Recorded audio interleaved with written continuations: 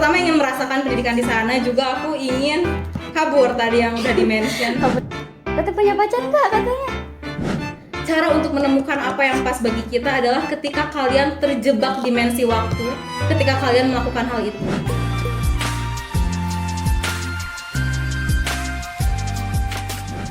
Assalamualaikum warahmatullahi wabarakatuh. Halo People Manda, kali ini aku bakal wawancarai Teh Nabila. Oke, sebelumnya perkenalkan aku Mariam sebagai host pada acara kali ini, yaitu Pikir, podcast internal karya ilmiah remaja. Duh Teh, aku tremor nih karena bintang tamu kali ini spesial banget guys. Pasti kalian pada kepo kan? Oke, sebelumnya Teh Nabila boleh perkenalkan dulu. Sebelumnya makasih ya Mariam. Halo semua, aku Nabila Uli Hasanah, biasa dipanggil Nabila, dari kelas 12G. Oke, Teh Nabila ini siswi terbaik dari yang terbaik yang mewakili Indonesia Semanda pada pertukaran pelajar di USA. Oke, Teh Nabila, kita mungkin sharing-sharing dulu ya pengalaman Teteh selama di USA itu kayak gimana? Semua pengalaman di sana alhamdulillah sangat bermakna ya, dalam artian banyak sekali hal baru yang aku temukan, aku pelajari juga teman-teman baru yang benar-benar keren-keren dari sana. Jadi semua pengalamannya tentu saja sangat menyenangkan, dan sejauh ini mungkin itu pengalaman yang paling berarti ya di hidup aku, karena kesempatan besar kayak gitu mungkin semoga datang lagi, cuman sejauh ini merupakan hal yang paling aku syukuri gitu. Oke, berbicara tentang proses awal Teteh dari awal gitu ya sampai bisa menjadi perwakilan pelajar pertukaran pelajar ya, itu kayak gimana?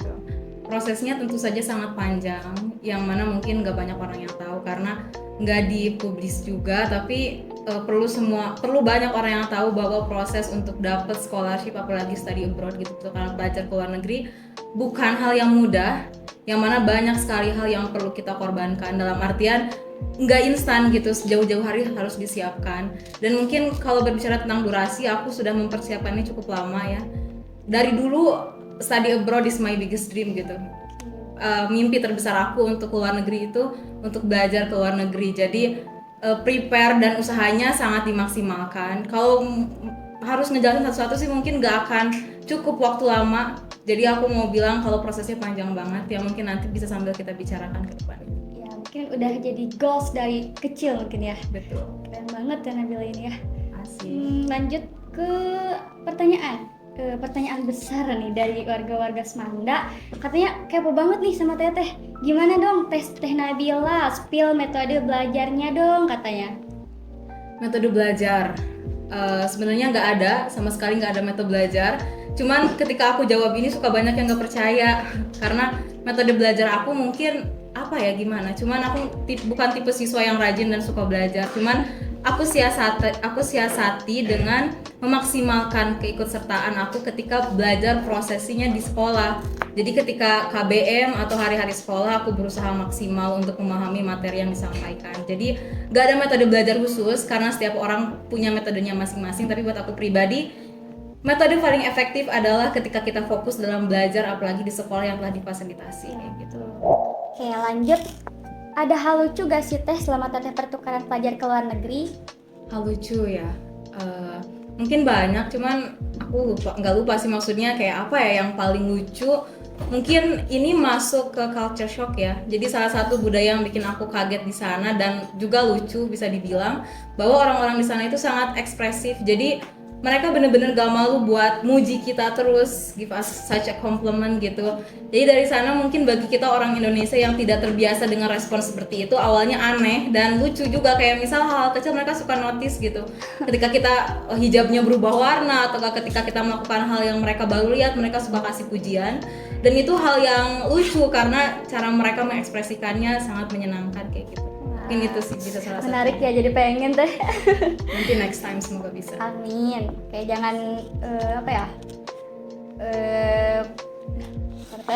Ya mungkin nanti kamu bisa plan lagi atau gak berusaha lebih keras buat bisa study abroad. Kakak doain perbaiki tujuan aku. Nice. Oke, lanjut lagi ke pertanyaan selanjutnya. Apa yang membuat Kak Nabila berani buat student exchange ke US? Berani apa ya yang buat berani? Karena aku dari dulu nggak pernah takut untuk keluar negeri. Maksudnya Aku ini mungkin FYI juga, aku sempat boarding school jauh dari orang tua, jadi mungkin untuk bisa ke luar negeri bukan sebuah hal yang menakutkan.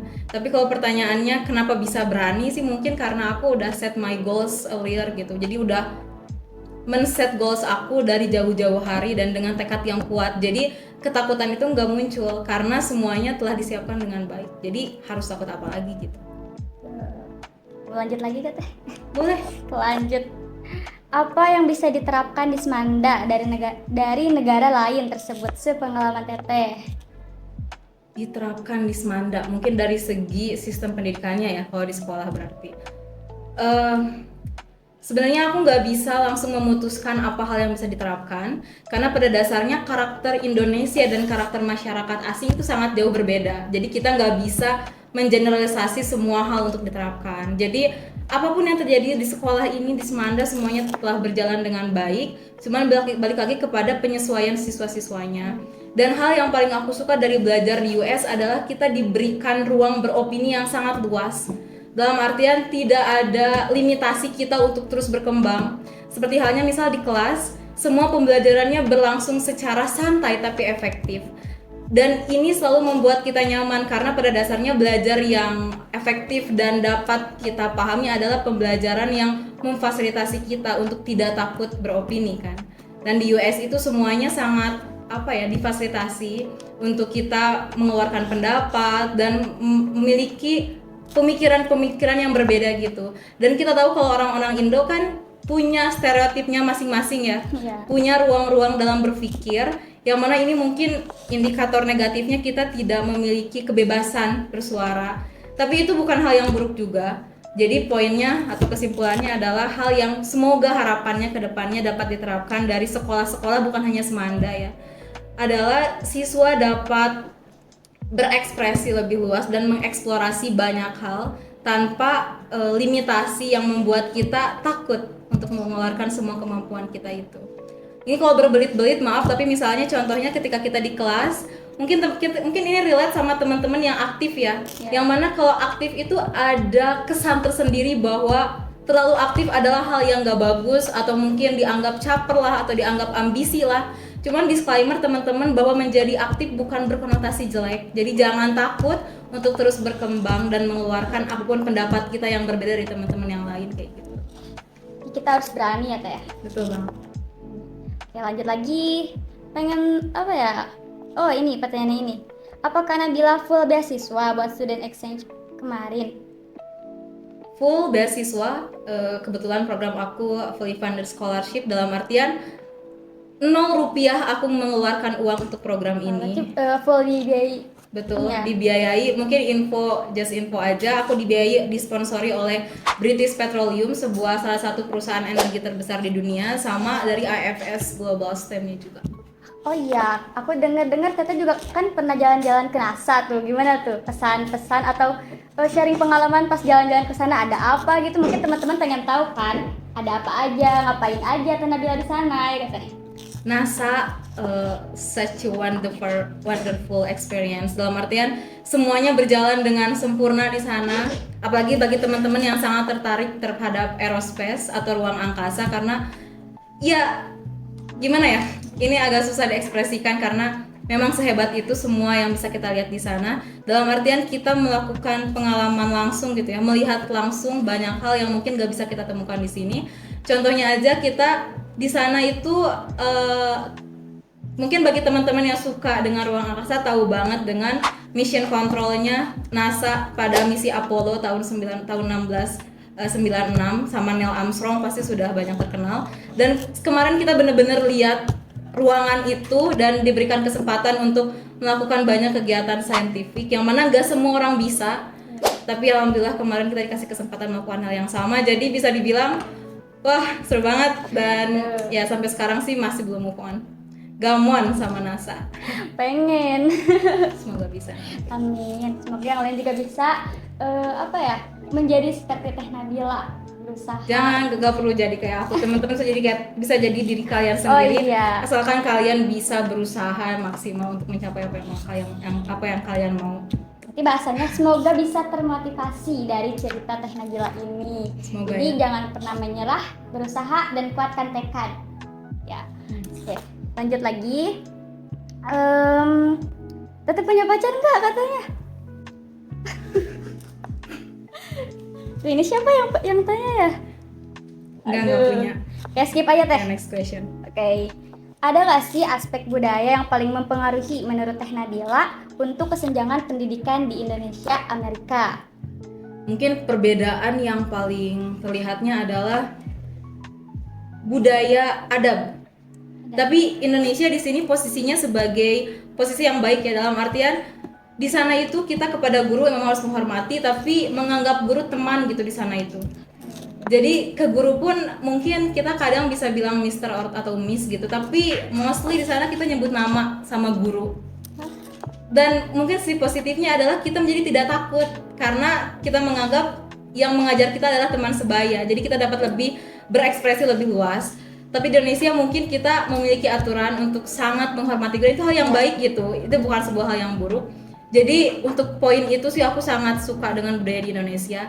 Tapi untuk sisi lain positifnya dari belajar di US mungkin di sana itu kita belajarnya berdasarkan sumber-sumber yang sangat akurat ya dan kredibel gitu. Karena bagi pengalaman aku sendiri, waktu itu aku belajar di University of Houston yang mana gurunya juga dosen-dosen yang sangat expert di bidang sains teknologi. Jadi banyak banget ilmu yang mungkin sampai sekarang aku pikir gak bisa deh aku dapetin di sini. Jadi itu sih hal yang sangat menunjukkan signifikan perbedaannya antara belajar di US sama di Indo. Dan juga fasilitasnya. Jadi di US itu seringnya kita bahkan project udah pakai VR. Wah, berarti canggih banget ya Teh? Betul. Dan di sini mungkin kita kebanyakan mungkin paling canggih juga pakai Infocus gitu. Iya. Tapi nggak apa-apa karena itu proses dari pengembangan teknologi dalam sistem pendidikan. Jadi ya sejauh itu sih perbedaan yang signifikan dari education system Indonesia and US. Oke. Ini yang kayaknya bener-bener jadi pertanyaan buat aku nih ya. Motivasi Teteh sampai bisa kayak gini tuh kayak gimana sih? Pasti ya. Iya.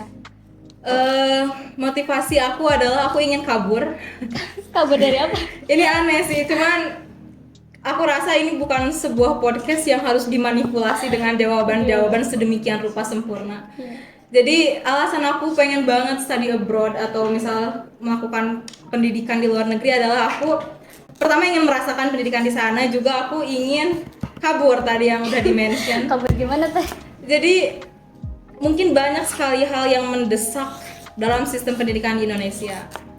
Bagi aku pribadi ini tidak perlu disamaratakan, yang mana aku memiliki ruang-ruang tersendiri dan keterbatasan dalam belajar di sini itu. Bukan, kita tidak berbicara tentang semanda ya, maksudnya secara umumnya aja.